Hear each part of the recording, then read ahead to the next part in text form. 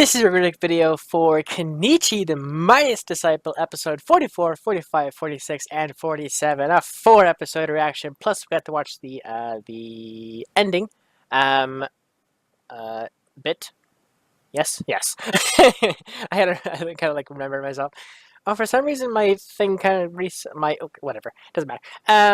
My time code thing for some reason didn't save, but I already reacted to the videos. So, anyways, yeah. So 4 episodes plus the ending for the episode 47.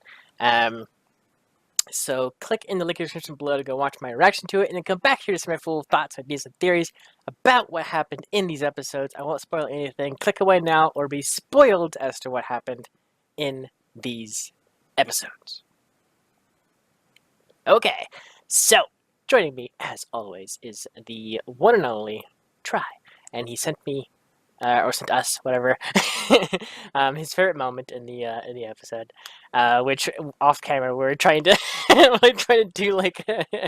trying to recreate the thing and whatever, with our hands. We were saying in anatomy wise, it's hard for us anyways. It's hard to do that kind of thing. You have to really bend your your wrists and everything to do it. Yeah, it was a good group of episodes. I really liked it a lot. We got to see some cool fights, really cool fights, multiple fights. I think every single episode had a fight in it. And then kind of left off on the big fight with Kenichi versus Odin. So that's pretty exciting. Yeah, lots of stuff went down. Actually, I'm gonna scale this up a little bit because for some reason it's kind of bugging out on resolution. That's fine. Chat-wise, Discord chat-wise. Let's move this up a little bit. That's fine. Okay. So yeah, so we had the Kisara and Miyu team up basically, which is really cool. Not very often we get to see that pair fight with one another. We got to see some more Miyu fights, which is awesome. Her versus the Valkyrie. I think they're called Valkyrie. Valkyrie, whatever. The weaponized Girl Scouts, or whatever. It's kind of mean to say that, but the girls who follow around Freya as disciples of hers. Miyu went up against them and defeated them basically single-handedly without having too much problems. I think she never got hit once. It was kind of a flawless victory in a way. And then Kisara went up against Freya herself, which was a really interesting fight because we got to see, for one, Freya fight, because previously we've seen her kind of in the background fight and then win immediately, that kind of thing. Yeah, Kisara versus Freya, Miyu versus minions. It's all the fights. All the fights. But yeah, so Freya's fighting style is actually pretty interesting because it's dual sticks, whatever, but she can slap them together and twist them to combine into a staff kind of thing. And then hold that behind her arm wrist, her wrists and everything behind her back, whatever. And when she's punching, or it looks like she's punching, but in reality she's actually flinging the board out away from her arms or whatever to a quick jab, and then kind of rip it back before they even know what's happening. So that's what Kisara was talking about, how it looks like she's just has a big reach and is just beating the crap out of you, but in reality she's using a weapon. She's just that fast. So that was a cool fight with her and everything. It was cool to see kind of a little more backstory on Kisara and Freya, how they met and everything like that. That was really interesting. And a bit. Well, we had that the first time they met, and then the little bit in the warehouse after they met, her training session, their first meeting with her or whatever that. That was pretty interesting to see all that stuff. And then Kisara just going in there and just beating Freya with the double axe kick in the air kind of thing, which is very, very cool. Also, she started using Miyu's tactic as like a new fighting form, and that like upped her game like tenfold kind of thing. So apparently she's been watching Miyu, and or she was watching Miyu, and she kind of adapted very quickly with Miyu's style, and she kind of learned how to do it herself in a way. And so she did that with against Freya and won with like a double kick, just one smackdown, which Freya blocked with all her strength, and then a second X kick to come down to break the weapon, because Freya couldn't put any more power against that because she was already blocking with the first one. So it's a good tactic on Kazara's bit for sure. But yeah, it's a cool team up with her and Mia versus the Ragnarok gang. Um, Obviously the minions, Freya's minions, the Valkyrie, or Valkyrie. Can't remember how she pronounce it, but it's kind of like the Valkyr. They were very easy to beat, not hard to beat. One bit. They said they were training because they with their fight with Shigure. Um, Valkyrie. Yeah, everyone always has a different way of saying it in like every show. Like whenever they talk about the Valkyr, or like the Valkyrie, or whatever, everyone has like some kind of weird like pronunciation of it. I mean, I know there's multiple pronunciations of it, like in Norse mythology, but everyone that doesn't have like a main way of saying it. Everyone says like something different, or like saying it for something different for like in a game, or whatever like that when they're like trying not to like be exact with like the character, and they're kind of like saying it a little bit like spelling it differently, so that way it's not like copyright whatever. Even though I'm not sure if it's copyrightable. Anyway, you can call them trash minions. Yeah, but they said they trained pretty hard because of their fight with Shigure, and I was thinking Shigure kind of unknowably, but at the same time, maybe like purposely, kind of taught them something about weapon fighting. When she was like explaining how she won with the weapon she was using, and all the girls around them were listening in, and like I guess they listened into that, and then they kind of went back after that fight after they lost to Shigure, and they just hardcore like trained like the entire time to kind of with that new way of thinking that Shigure kind of showed them or told them in like a small sentence or whatever. Um, they learned how to fight a little bit better, but not up against Miyu. Like they lost completely against Miyu, like flawless victory basically. Or on Miyu's side, it was flawless victory. They never once got her. They always or she was blocked it, dodged it, did a real flip rolls in the air or whatever. Um, Totally curb stomped every single one of them very easily.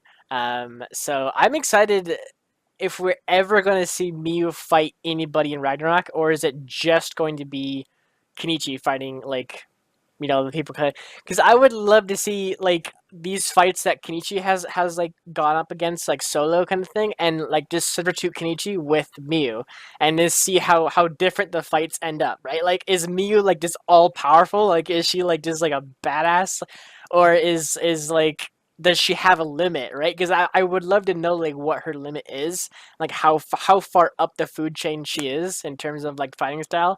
We've seen her fight, and we've seen her flawless victory every single time. Um, so yeah, if you fought Odin or Berserker, do you think? With Odin, that'll be interesting. I don't think Miyu knows the whole bubble tactic or whatever that is that Kenichi just learned. Um, I mean, if she did, I'm not sure. Actually, I think she does know because last set of episodes when we actually fought, or when Kichi and Odin first fought in the park, um, when he did the whole bubble thing, like his like aura around him kind of thing, Kenichi said like what it was, and then Miyu like said what it was as well. So like they both kind of knew what that was, um, but they didn't know how to. Like I'm not sure if Miyu is kind of like hiding the fact that she knows how to do that or not. She's never like used that technique if she does know it. So it's gonna be interesting to see if it's gonna be interesting. We're probably never gonna see it because it's gonna be Kenichi and Odin like fighting, and then like that's it. But if Miyu did fight against Odin, it would be interesting to see what she would do against that kind of tactic, because we're not sure if she does that sort of thing as well. Seeing how she's training under her grandfather, who taught Kenichi the bubble technique or whatever I call it. Oh, that's true. Yeah, we still have the OVAs to watch. So I guess that's true. I guess anything could happen, but that'd be kind of weird, actually. Like thinking back, but like hypothetically, it would be awesome to see Miyu fight all these people that Kenichi's fought, and just gonna kind of see like an alternate outcome kind of thing, you know? It would it's like that's just hypothetically like theorizing, like it will be sweet to see that, but I doubt the show would. Like all these kind of big fights that we've seen in the past, kind of like Miyu fighting. Um, if I add all fans watching the Kenichi OVAs will be subbed. Yes. I'll be watching the OVAs after episode 50. Right? I think it's 50. So yeah, so after 50, the week after that, we'll be doing the OVAs. I'm not sure how long each of them are. We might have to split them. I'll leave that up to try to decide. All that kind of stuff, and then that's the kind of stuff to come, I guess. Anyways, so next week's gonna be 3 episodes, by the way. For those of you wondering, it's gonna be episode 40, 48, 49, and 50. Last 3 episodes of the season series, whatever you want to call it. And then the OVAs like the week after that. So, yep. 11 OVAs. Jesus Christ. Usual episode length, but can be longer. Okay. Yeah, so that would be a lot of episodes to do it in one go. I mean, it's basically like a one shot if I did all of them in one go. So we'll probably have to split it up, do multiple weeks of it, maybe. I don't know. We'll decide all that stuff afterwards. But just stay tuned for OVAs and such. So yeah, moving on. We had a cool fight with Berserker. Just coming in and wrecking every single buddy he came in contact with. Like he fought the boxer guy and the thrower. He caught oh no, Ukita and Takeda, right? Takeda and Ukita. Yes. I'm trying to remember how to pronounce their names. So he fought them first. They were their first to. Actually, no, they weren't their first, right? Because he went up against all the minions, all like the group in the warehouse. Like that's when Berserker like started. Like he went up against all them and won like flawlessly. Like no one lived. Or not lived, but everyone got passed out or like got curb stomped. Minus the flag guy. The flag guy was the only one left standing. And then after that, they went up against the boys, and they got wrecked. They got hardcore attacked and killed, or not killed, but I always say that they didn't get killed. They got wrecked and very easily by Berserker. And then Nijima shows up. Yeah, Berserker almost single-handedly beat all the Shinpaku Lions. Yeah. So yeah, Nijima comes up after the fight with the boys and everything, and runs on this big kind of chase like through the streets and everything. And oh my god, I wanted him to get punched or something so bad. He's so annoying, but it's like he's like a slippery snake. He gets out of everything. Like you grab a shirt, he will like just unbutton the shirt or slip out of it like very easily. You grab his coat, same thing. Like his pants, he just slips out of his pants and keeps running. It's so annoying. Cobra is against aliens. Yeah, it was really funny to all like the alien jokes about him showing up more frequently. Like in this set of episodes, it seemed like it happened more frequently, like way more frequently before. Like everyone kept like pointing out he's an alien. He looks different. Like there's like so many instances where people kept calling him an alien, or he looks like an alien, or Nijima even says he's an alien, or like it keeps coming up like in this set of episodes. Like I think like at least like 4 times, like within these 4 episodes. So that's quite a bit since like in previous numbers. I remember the first time Kenichi called him an alien, you thought he was being racist. That's true. Because like I didn't know the world, and I thought there was like elves or whatever like in the world. Um, so when he said alien, I'm like, whoa, man. I'm like, Jesus. But yeah, so it was interesting to see the chase and how Nijima dealt with it. It was annoying, but I mean, like, it's Nijima, I guess. You just have to deal with it. But he ultimately led him to like this alleyway, and then tried to lure him into a pitfall. And then Berserker jumped over the pitfall, and then Nijima activated some sort of trap that he's been building since he was a child, which made no sense. Like, has he been going to that alleyway for like decades, or however long he is? Has been digging this friggin' hole, and then has been waiting for the moment to actually use it. Like, that is so weird. Like, I mean, but it is Nijima, so I mean, I don't know. You would expect the floor to have like some sort of gradient, like great, like lines or whatever in the actual ground, so you can see the trap door. But I guess you can cover it up probably with dirt and stuff, I guess. But I understand the first pitfall, like the one that you step on it and like starts to crack and then like it kind of gives way. But this second pitfall had like a trap door with like a lever to pull, like like ultimate villain status, like in terms of like how he went down. Like I expected like piranhas or like sharks with laser beams on it, like in the pit with it, like kind of thing. But they did try to do like some kind of sticky glue stuff to put down in there. Um, but Berserker's a badass and just kind of jumped out like I predicted. 100% predicted him to either jump out or wall run like up the sides, and he did exactly that. So that was kind of predictable in that part because he was not phased one bit by the pitfall. He was kind of listening in on Nijima, and then decided to jump out once the glue stuff started coming in or whatever it is.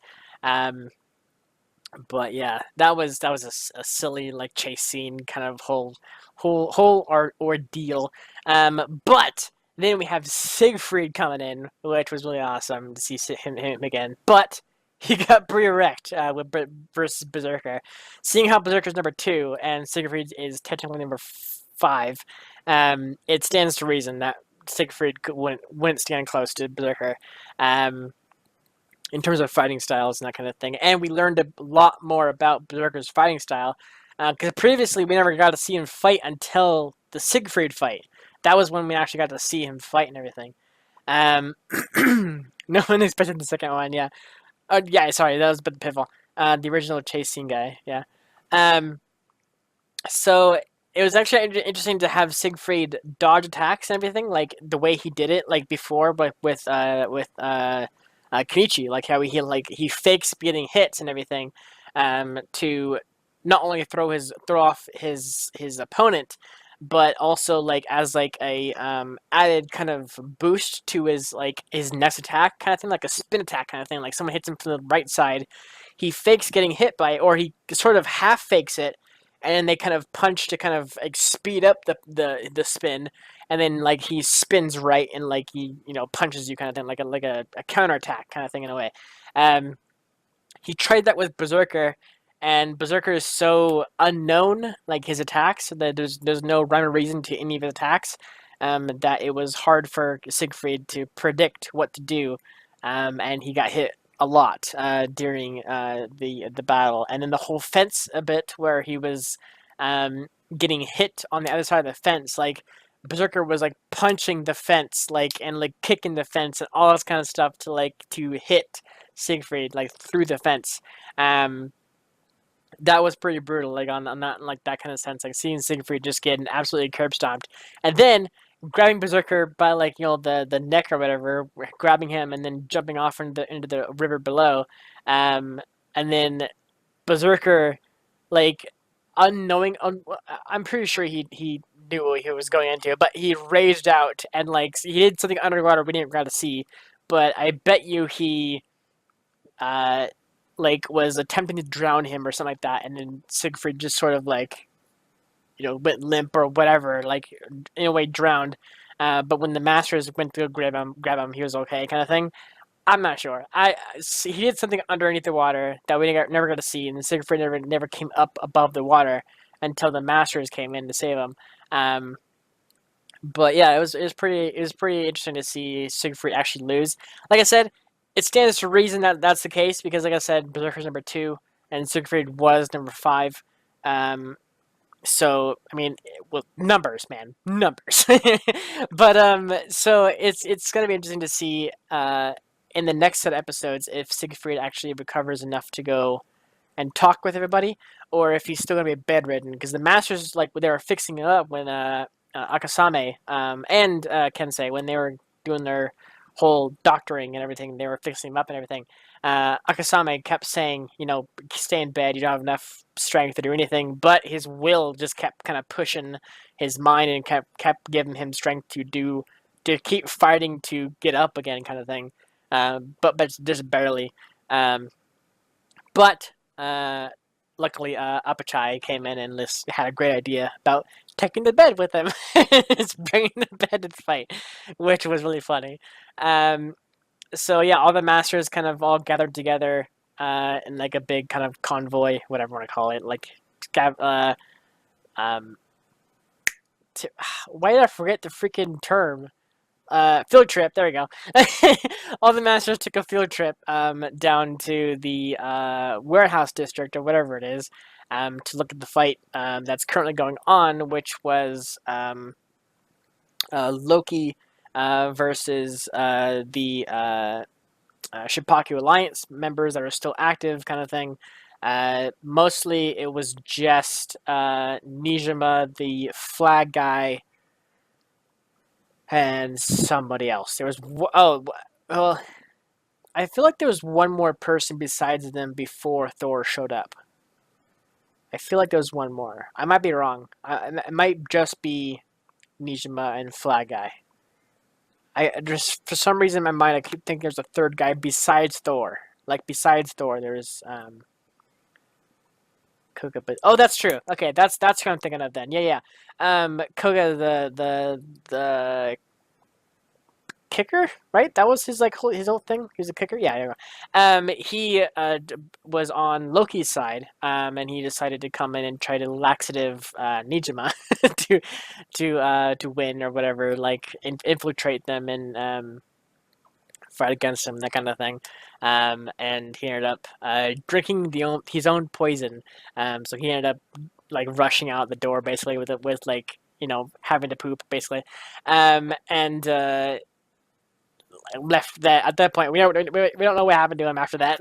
We went off to go do his business. But yeah, so soon after, well, first of all, Jesus Christ, they were firebombing that place. They were chucking Molotovs through the windows.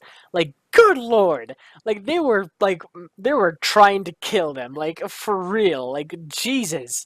Um, like, there's no way they would think that would just try to lure them out. Like, if you're firebombing somebody, you're going in with the realization or with the plan to kill somebody, and then anything after that is like, a second plan B kind of thing. Like, you're going in there, you're not throwing a Molotov through a window just to like lure somebody out. That's not the main goal. Gotta love this fight.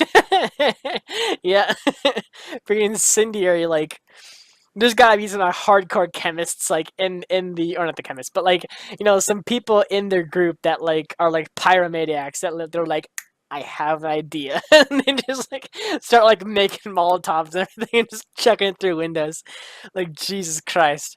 But yeah, so both Nijima and the flag guy got pushed outside because of the fire bombs. And then soon after that, they were kind of like surrounded by all the people. And luckily, Thor came in thanks to Siegfried, who called ahead while he was in the hospital room or whatever you want to call it, the dojo hospital, whatever Akasame and Kensei's offices. Siegfried called Thor there, like, I guess very abruptly or whatever like that. But anyways, Thor came, helped out Nijima and the Fly Guy for a little bit, anyways, until he got pretty hardcore wrecked by. I gotta move that. This there you go. That's the Siegfried moment. We got pushed out of the lake. With Apachai with Siegfried's hat, which is funny.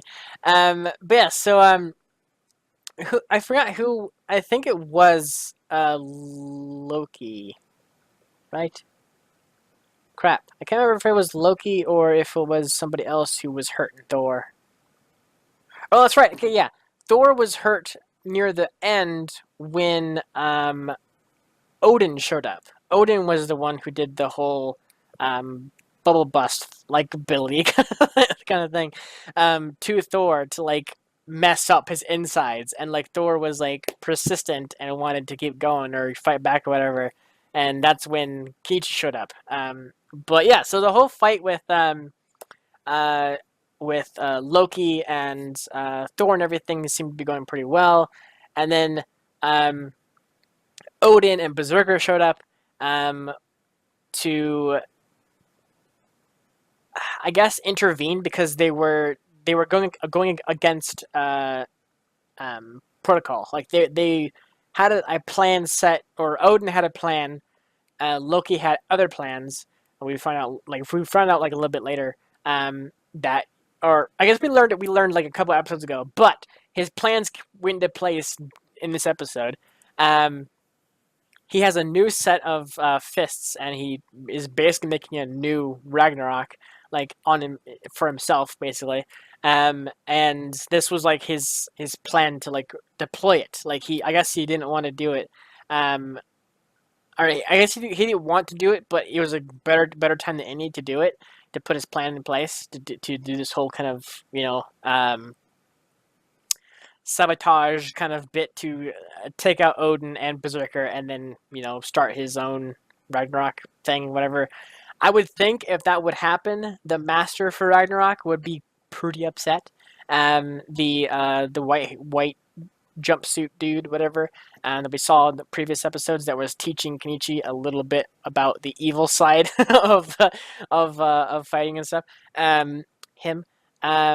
The Sage, there you go, the Great Sage Fist. I would think that he would be upset because isn't he like the master of Ragnarok, or is it just like he's just a teacher for Odin? So I feel like all of the fists wanted audience with the Sage. Okay, yeah, Ragnarok follows his ideology. Okay, that makes sense. So yeah, because all of the other fists and everything, they were in like a meeting room, factory, whatever, and they're all saying how it's annoying that Odin was the only one getting trained by the Sage Fist, and then Loki had like that kind of upset bit where he was trying to, or he wanted to get rid of Odin so that way he can have that sort of thing. I'm not remember if he said he wanted to be trained by Sage Fist, or he was just done with the whole protocol of Ragnarok, so that way he can make his own Ragnarok kind of thing in a way. Anyways, I would think that the Great Sage Fist would have a problem with that, but again, he was in the forest like by himself, the Sage, so I don't think he's very active in the Ragnarok Guild at all. I mean, like you said, Ragnarok follows his ideology. That doesn't mean he's a very active member. They follow him, but he doesn't follow them, kind of thing. Like he's just like doing his own thing, and they're just kind of following his lifestyle, kind of thing.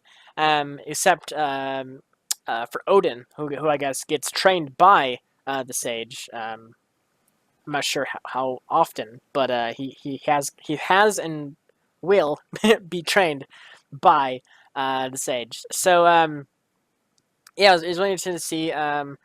It was like there was like 3 power shifts in like less than a minute. There was like Loki's army is there to fight Nijima and the whole gang and everything, and then Odin and Berserker show up, and all the army or the men, whatever, they all like kind of shift towards Odin as commander, and then Loki changes the game up again by bringing out his fist members and talking all this stuff like the Ragnarok is dead, all this kind of thing, blah blah blah. Follow me.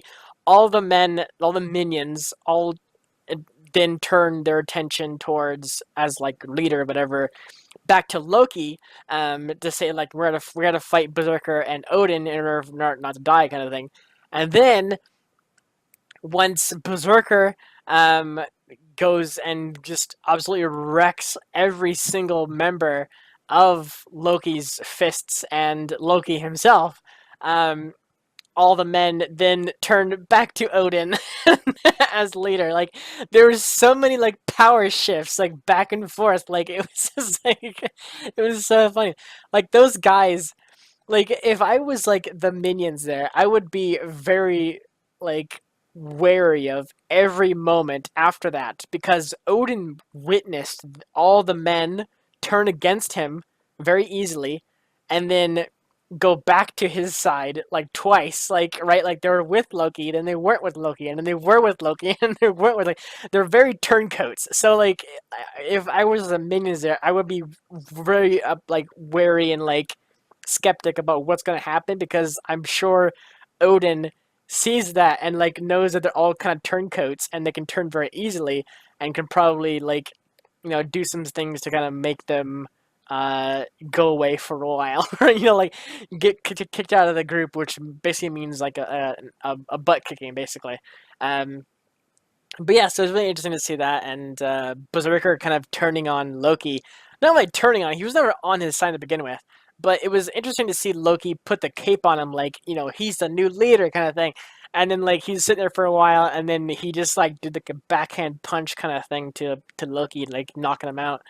Not 100%, but like just like hitting him like really hard, um, basically knocking him down fully.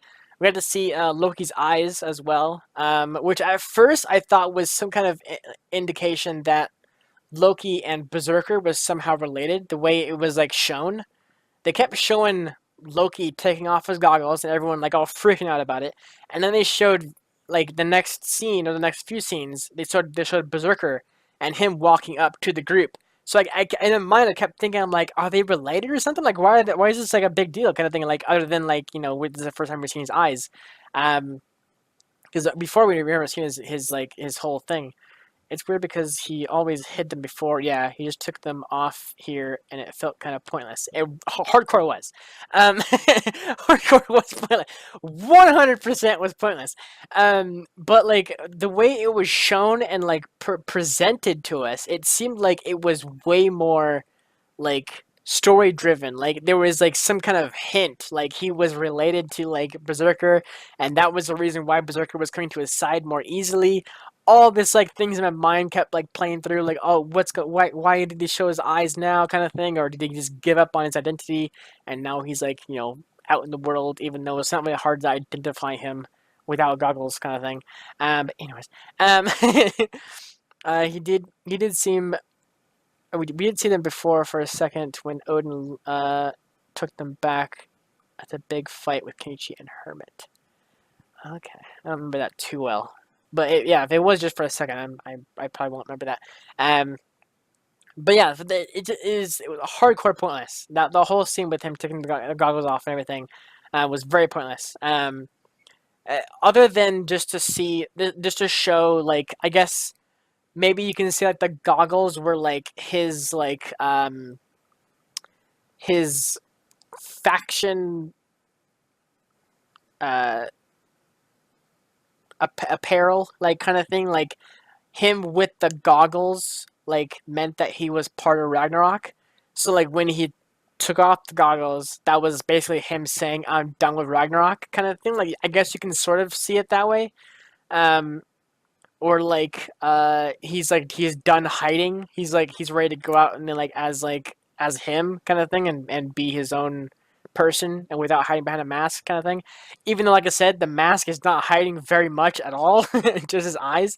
But it was pointless and interesting at the same time why he did what he did. But I don't know. Ultimately, I think it was just him, giving up on Ragnarok, and he was like, I don't care who shoots me anymore. Here I am, basically. Because like, wasn't the whole thing like he's very weak in some instances? So maybe his whole fists that the fists that he made, um, he thought were powerful enough to take down Odin and Berserker. So he decided to show himself because he knew Odin and Berserker were going to get defeated, even though we learned literally half a minute later that they were defeated, like almost immediately. So kind of like a gif of Sarah playing with the cats. Was that from that was like last group episodes, right? Yeah, it was last group. We had like a really funny group of bits on in this episode, these episodes where it was the thrower.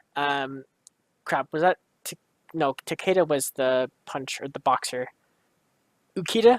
Is that the thrower? Ukita? Yeah. He was showing Kasara his cats basically, and she was loving it. Freaking Kasara is becoming one of my favorite characters, like in the show. Like her facial expressions, like throughout the whole freaking show, or these episodes, were very hilarious. There was bits where she was like, her face was literally a cat, and she was talking to Miyu, and Miyu was like talking about how she likes cats and everything, and like Kasara saw it as like a weakness kind of thing. But it was very interesting to see her kind of lighten up and like be more with the group, if that makes sense. Like she's like a part of the group now, like she's part of the alliance, basically. Well, it seems like that way right now anyways. I'm not sure if she's actually fully in it or if she's just kind of seeing how well it goes and then sees from there, but I think she is. I think she's in the group. There's no way she'd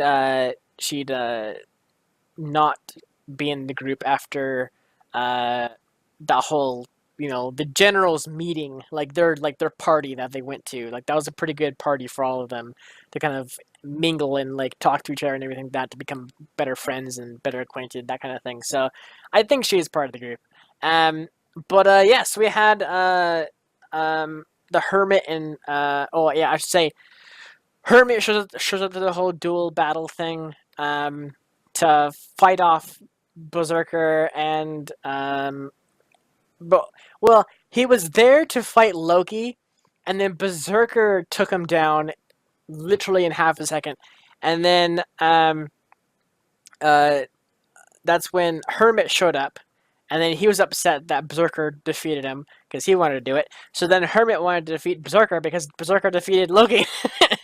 But that was a cool fight though with Hermit and Berserker. The whole fight, it was a really roller coaster of emotions and like that kind of thing. Like we're not sure fully. Yeah, that was a cool little combo move that he did there.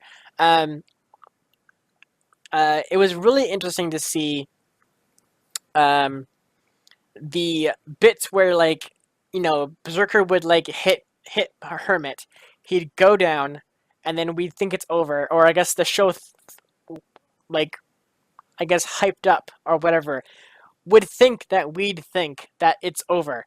Even though I kept thinking, I'm like, no, he's still good. The kind of thing. In my reaction, I kept saying that. I'm like, nah, he's fine. He's gonna get back up again. And he did. But Hermit got downed and then got back up, and then Berserker got downed and then got back up, and then Hermit got down and got back up, and then Berserker got down again, and we thought he was down for a while, and then got back up again, and then Hermit got down and then got back up again, and then Berserker got down, and then there's a bit where anyways, at one point Berserker got downed, and then he got like rage mode where he started getting like really mad and upset, got back up again, started fighting harder, and then Hermit kind of just had the whole plan to get beat by him, so that way Berserker can do his finishing ability, like his finishing punch, and that was his open. That was Hermit's open to take it, and then basically do that gif right there, just like the whole ability there. Like I'm not sure if that was the final move or not that Hermit did to Berserker. but there was something like that. He did some kind of big killer move kind of thing, to defeat Berserker for the final time, um, which was what consisted of dislocating his arm. Yeah, broke his arm, and then kind of pushed him back or whatever, and then that was when Berserker kept saying he has never felt this feeling before, and the feeling was defeat. Like he was defeated. He's never felt that before because he's never defeated. So his fighting style for Berserker was really interesting because like he's not a typical fighter. He's a street fighter, and he's not trained at all in any tactic. He's just kind of he's adapts very easily to like fights. He's a he's a very gifted natural in the sense of fighting. Not trained one bit. He's just he might have been trained a little bit to kind of get into street fighting, but they never mention anything if he's ever been trained by a master or anything like that. Just street fighting. Like he might have been like self-taught kind of thing. But anyways, so the Hermit and Berserker fight was really cool. But before that, I loved the bit with when Odin was attacking Thor, when he did the whole push thing, to his stomach and busted his insides basically, Thor's insides, and Thor came back in to like try to fight him even more, and Odin said are you sure you want to do this? Because like this is gonna kill you kind of thing, and then in comes the airdrop, freaking like the master coming in like does right overhead, drops Kenichi dead center between Thor and Odin, which was so freaking badass. That was like the perfect freaking moment. Like out of all the times Kenichi could get into a fight, that was the best possible outcome for his entrance, right between the two of them to split them up, so that way Thor can actually go and heal or whatever, and then Kenichi can actually show a little bit of badassery, just just got Halo dropped from C-130 from the sky. That was freaking awesome.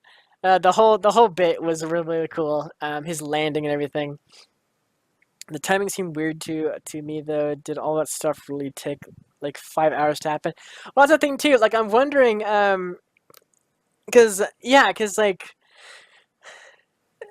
the master was saying it would take 7 hours or 9. I think 9 hours to get back to civilization or whatever, and he said we could get there in 5 hours, and that was by the electrical lines running through the electrical lines. So it does take 5 hours to run there.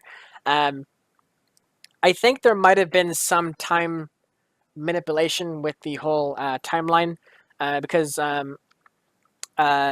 Nijima said he sent a message to Kenichi, and he received it, but I'm not sure if he sent that while he was in the warehouse or previously, or something. I feel like there was some time manipulation happening to the viewer where we didn't see minute by minute. We saw up until the point where they were in the facility, or Nijima was in the factory, and then we kind of in a way skipped back in time to the point where Kenichi's read the message, and then went from there, and then we kind of saw snippets of them traveling until the 5 hour mark when they actually arrived, kind of thing. They might have gone faster too as well. It might have been faster than 5 hours. I would assume during the warehouse when he knew they were in danger. Yeah, I feel like it was definitely when they were getting attacked by Berserker. That was probably when he sent it.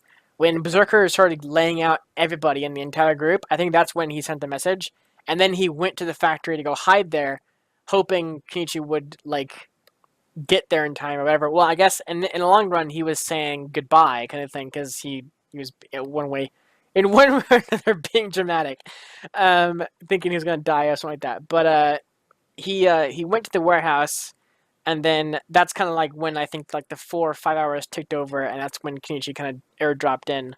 But it was really cool to see all the masters come in and watch the fight, and then have Siegfried with the telescope looking at the fight or whatever like that. Let's see what's happening kind of thing. Looks in there, and then you see a freaking the Grandmaster just running on the water, just straight for them. It was so funny. He's becoming like more and more of a badass every time we see him. Because like when we first saw him, he was just kind of like walking around, not doing very much, kind of thing, and just talks to everyone, words of wisdom here and there, kind of thing. And then once he started training Kenichi, that was the bit where we actually got to see like his strength and like how freaking powerful he is. Like, like before we saw him a little bit on the island. Their vacation island where they put the boat and then like they rode over there kind of thing. We saw sort of something there, and periodically we've seen him. Yeah, the sharks. That was it. And he beat the sharks up. But there was some other bits as well throughout the whole series where we saw him like do sort of feats of strength, right? Like little like moments, like spurts of like like damn kind of thing, and like we saw him do like little spurts of that. But like these past episodes, we've seen him do a lot of fantastic freaking things, and it's awesome to see. It's definitely awesome. He pushed open the door with a finger and moved super fast in episode 1. Okay, I remember that.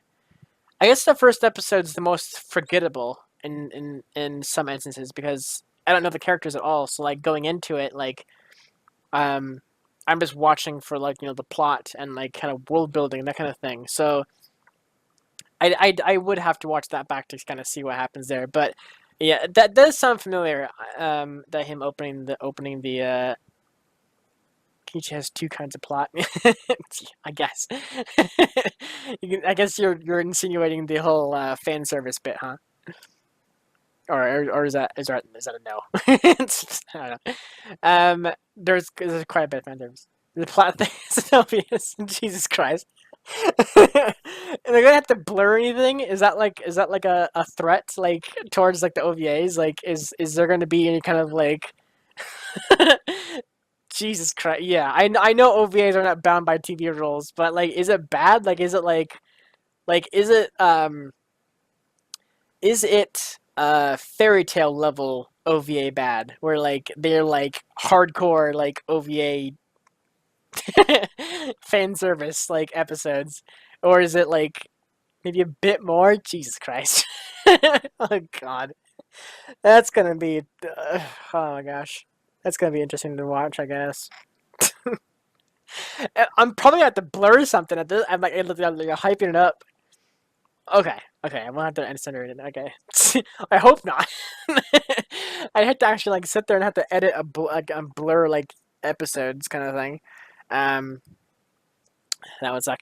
Anyways, so yeah, the final bit was basically showing Kenichi and Hermit kind of tag team off, which is really funny. That was my favorite bit too, because when they tag team off, it was all badass and everything. And then it cut to Kenichi's like point of view, and he was like holding his hand like oh god, guys, all pulsing and everything. I guess Hermit like hit him like harder than he needed to or whatever. Or Kenichi's sore, either one. He might have been sore. But yeah, so it's kind of hyping up the moment between Odin and Kenichi for next episode, which is going to be fantastic. We got to see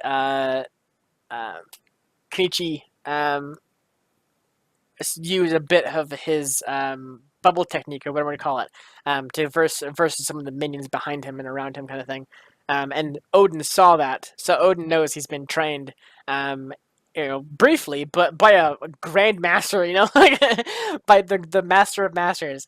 So it's gonna be interesting to see how well that fight takes place. I do predict Kenichi's gonna win. There's not a doubt in my mind he's gonna lose.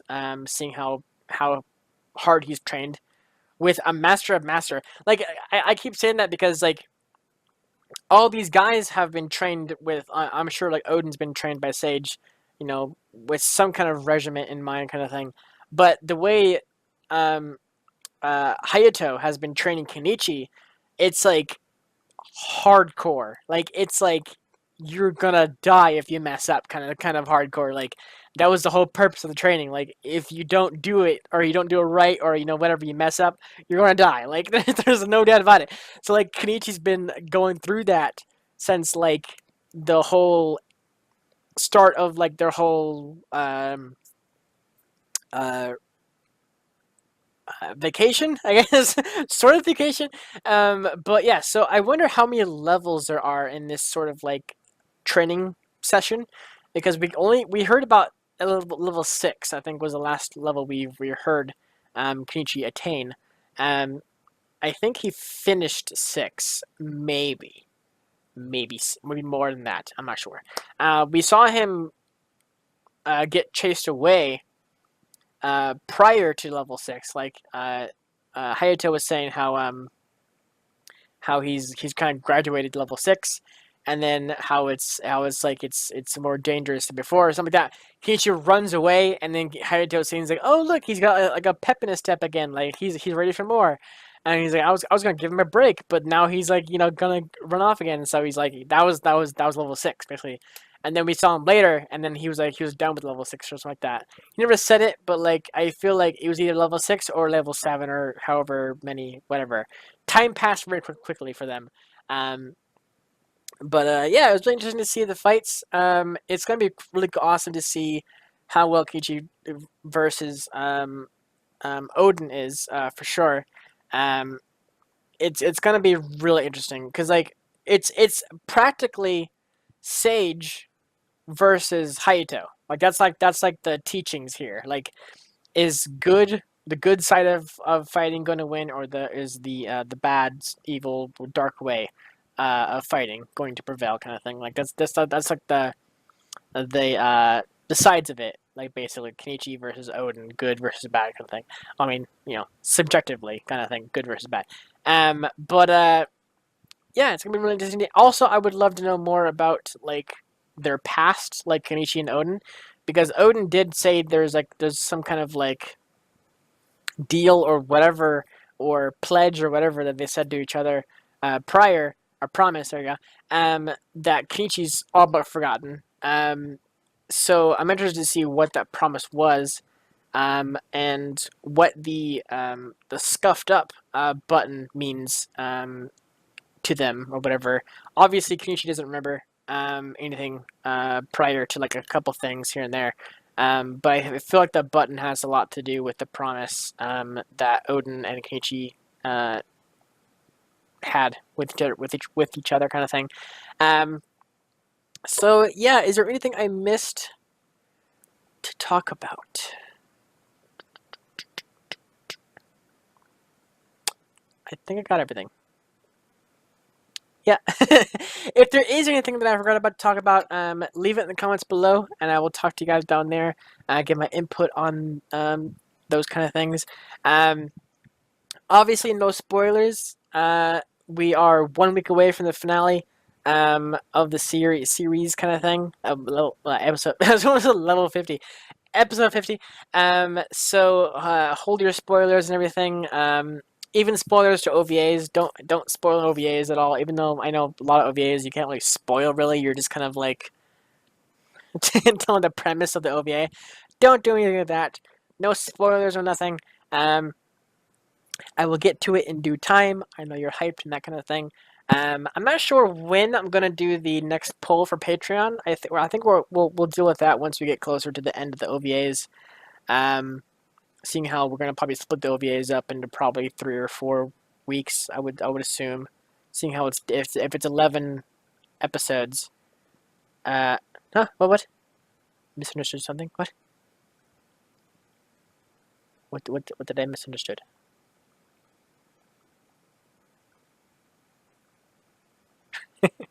Sit here waiting. The OVAs are canon. They continue the story. They aren't random episodes like fairy tale. Okay. I guess like when I hear OVAs, I always think like extra, like right, like I always think like extra episodes kind of thing, or like manga stuff, like just like kind of thrown as like animated kind of thing. That's usually what it is. So I can't blame me. Yeah. So that's cool though. That they're canon though. So yeah, no spoilers for those.